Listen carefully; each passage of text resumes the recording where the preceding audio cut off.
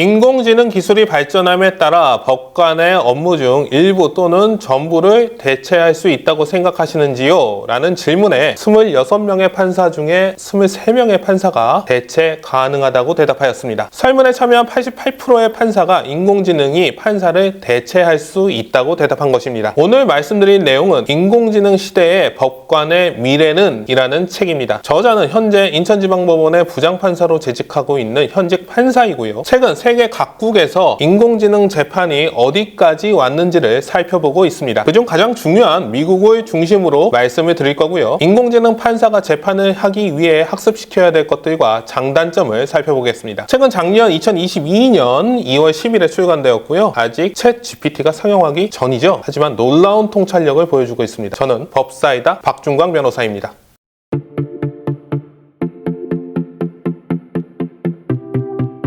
미국, 중국, 영국, 프랑스, 캐나다, 오스트리아, 호주, 싱가포르, 에스토니아 등 세계 각국에서 인공지능을 재판에 도입하고 있습니다. 그리고 미국은 인공지능을 재판에 도입하는 가장 적극적인 나라 중 하나입니다. 미국은 현재 재범을 예측하는 데 인공지능을 사용하고 있습니다. 미국에서는 인공지능을 통해 피의자, 피고인, 수용자의 재범 위험성을 예측하는 재범 위험성 평가 시스템이 활용되고 있습니다. 재판 후 보호관찰, 가석방뿐 아니라 재판에서 피고인의 형을 정하는 데에도 인공지능이 사용되고 있습니다. 재범 위험성 평가 시스템은 미국 오리건주에서 시작되었습니다. 머신 러닝을 기반으로 오리건주의 범죄자 5만 5천 명의 데이터를 활용하였고요. 30년간 35만 명의 범죄자에 대한 검증을 통과하여 최종 완성 모델이 나왔습니다. 오리건주가 성공하자 다른 주에서도 재범 위험성 예측 알고리즘을 도입하기 시작했습니다. 미국 경찰은 인공지능을 통해 미래에 발생할 범죄 예측 시스템을 서비스받기도 합니다. 마치 톰 크루즈가 주연한 영화 마이너리티 리포트 같죠. 2015년 뉴욕 경찰은 아자비아라는 인공지능 회사와 계약을 해서 과거 데이터를 토대로 미래에 발생할 범죄를 예측하는 서비스를 받기로 하였습니다. 이 치안 예측 시스템은 과거의 데이터를 분석하여 어느 시간대에 어디에서 범죄가 발생할지 알려주고요. 거기서 더 나아가 누가 가해자가 되고 누가 피해자가 될지까지도 예측을 해준다고 합니다. 시카고 경찰 역시 인공지능의 도움을 받아 총기 사고의 가해자 목록과 피해자 목록을 예측하였고요. 이 예측한 것은 실제 발생한 범죄와 놀랍도록 일치하였다고 합니다. LA 경찰 역시 범죄 예측에 인공지능의 도움을 받고 있습니다. 한편 미국에서 인공지능을 적극적으로 재판과 치안에 활용하고 있는 만큼 문제점도 나타나기 시작했는데요. 미국은 오리건주를 시작으로 재범 위험성 평가 시스템을 도입하였습니다. 컴퍼스라는 민간 기업은 1998년 이래 뉴욕, 캘리포니아 등 여러 주에 재범 위험성 평가 알고리즘을 제공하고 있습니다. 137개 요소를 평가하여 재범 위험성을 1에서부터 10까지 평가하고요. 이 평가 보고서는 법원의 양형에 참고되었습니다. 하지만 2016년도에 프로퍼블리카라는 NGO 단체가 흑인의 재범 위험성이 다른 인종보다 과도하게 높게 평가되었다는 것을 밝혀내었습니다. 미국 플로리다주의 브로워드 카운티 법원에서 선고받은 7,000명 이상의 피고인들 중에서 판결 이후 2년간의 실제 재범 여부를 비교 조사하였습니다. 조사 결과 재범 위험성이 높은 것으로 평가되었지만 실제로는 재범이 일어나지 않은 경우가 흑인의 경우 45%로 백인의 23%보다 2배 정도 높았고요. 재범 위험성이 낮은 것으로 평가되었지만 실제로는 재범을 저지른 경우가 백인의 경우 48%로 흑인의 28%보다 훨씬 높았다는 결과가 나왔습니다. 인공지능을 학습시키기 위해서는 양질의 선별된 자료가 필요합니다. 하지만 그 자료에도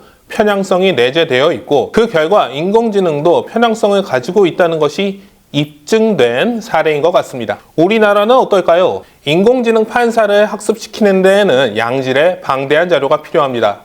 현재로서는 이러한 자료를 가지고 있는 것은 법원이 유일하고요. 우리가 뉴스나 인터넷에서 접하는 자료는 판결문의 일부일 뿐이죠. 아직 법원이 판결하는 판결문 전체도 일반에게 공개되어 있지가 않습니다. 인적사항을 삭제하고 공개하는 방안을 추진 중인 것으로 알고 있습니다. 그리고 판결문은 결론일 뿐이죠. 그 결론을 내기 위한 증거 역시 법원이 가지고 있습니다. 단순한 서류뿐만이 아니라 법정 증언과 녹음 내용의 진위 여부를 판단해야 되는데요. 기술적으로 넘어야 될 산이 많은 것으로 보입니다. 결국 인공지능 판사를 만들어내기 위해서는 국가적 차원에서 막대한 예산을 투입해야 되는 것으로 보입니다. 인공지능 판사의 장단점을 살펴보고 방송을 마무리하겠습니다. 설문 결과 81명의 현직 판사들은 인공지능의 장점을 다음과 같은 순위로 뽑았습니다. 첫 번째, 신속한 재판이죠. 22명의 판사가 꼽았고요. 두 번째, 재판 결과의 일관성과 예측 가능성의 확보입니다. 유사한 사례에는 유사한 결과가 나온다는 것이죠. 세 번째, 법관 개인의 성향이나 가치관에 따른 편향성의 제거입니다. 이것은 동일한 사건에 다른 결과가 내려지는 것을 방지할 수 있습니다. 네 번째, 인정에 휩쓸리지 않고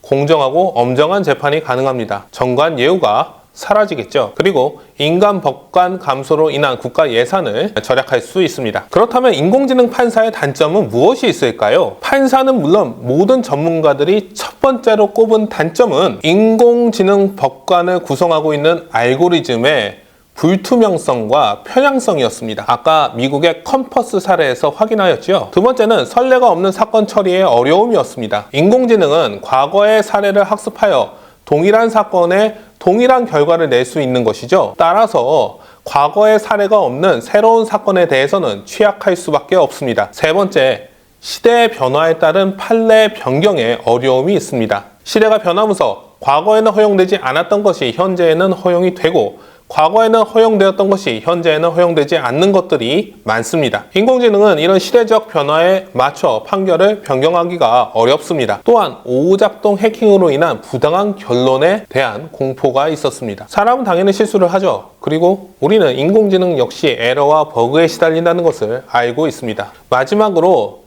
개개인의 구체적인 사정을 살펴보지 못할 것이라는 불안이 있었습니다. 오늘은 인공지능이 사법 시스템에 어디까지 도입되었는지를 살펴보았는데요. 미국을 중심으로 인공지능의 장점과 문제점을 살펴보았고요. 이를 통해 인공지능 판사가 가질 수 있는 장점과 문제점을 살펴보았습니다. 시청해주셔서 감사합니다. 법사이다 박준광 변호사였습니다.